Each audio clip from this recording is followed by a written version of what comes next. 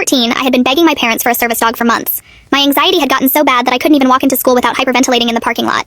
My therapist told them it would help, but they kept saying no. Dad said dogs were too much work and too expensive.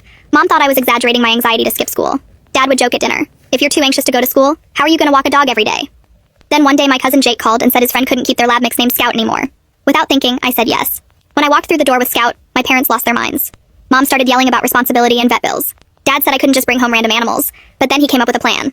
I could keep Scout for exactly 1 week to prove I couldn't handle it. Dad even pulled out a little blue notebook and started writing down everything I did wrong. Day 1, I forgot to fill the water bowl before school. Day 2, Scout tracked mud on the carpet. But that first night, something strange happened.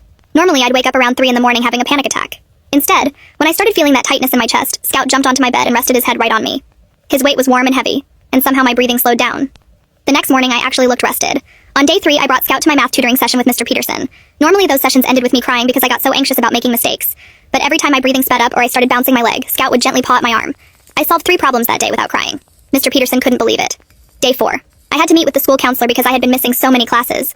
Usually those meetings made me feel sick with anxiety, but Scout sat next to me the whole time. When my panic started rising, he put his paw on my leg and looked right at me. The counselor noticed everything. Later that evening, she called my parents and said, "Your daughter is a completely different person with this dog. This isn't a phase. This dog is helping her function." Dad still stuck to the 1-week rule, though. He kept writing in his notebook, but the complaints were getting smaller. Dog hair on couch. Left toy in hallway. Then on day 6, something happened nobody expected. My dad had his own panic attack in the middle of the night because of work stress. I heard him breathing hard in his room. Before I could check on him, Scout got up from my bed and walked straight to their room.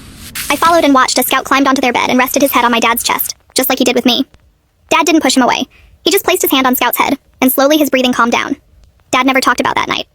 But the next morning, Scout's bowls had been moved to the living room cabinet, and his toys were neatly placed in a basket next to Dad's chair. When I asked about it, Dad just shrugged and said, "I guess he's staying." The notebook disappeared after that, and Dad started taking Scout for walks every evening.